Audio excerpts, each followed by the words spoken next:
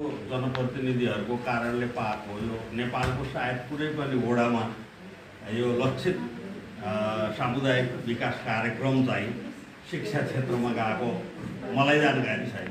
मलाई गाँसो जस्तो लाग्दैन।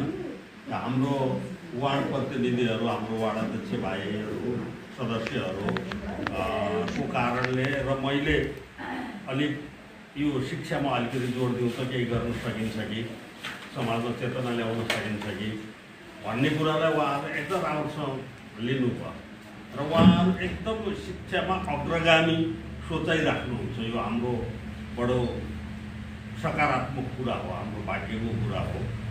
र यहाँ आजबाट जो ट्रेनिङ हुन गइरहेछ यो हामीलाई विभिन्न परिस्थितिले उहाँले पनि भनिसक्नु भएको छ। यो यस्तोमा बनाइदियो, मैले 30 जना कम्तीमा पनि बनाउने र अलि राम्रोसँग दिने भन्ने थियो। यो भए पनि यो राम्रो छ, गुणात्मक छ। किनभने एउटा विद्यालयबाट 3 जना कम्तीमा पनि यहाँ हुनुहुन्छ, यो राम्रो हो। एकजनाले पनि परिवर्तन गर्न सकिन्छ। 3 जना भएपछि हजुरहरूको टिम पनि मिल्छ। र म यहाँ अरू केही भन्न चाहन्न। हजुरहरू एकदम दह्रो बलियो इच्छा शक्ति लिएर आएर समर्पित भएर उहाँले जे गराउनुहुन्छ, उहाँको मलाई सेड्युल थाहा छैन, त्यसमा हजुरहरू अति सक्रियतापूर्वक सहभागी भइदिएर आफैले गरेर पर्याप्त ज्ञान आर्जन गरेर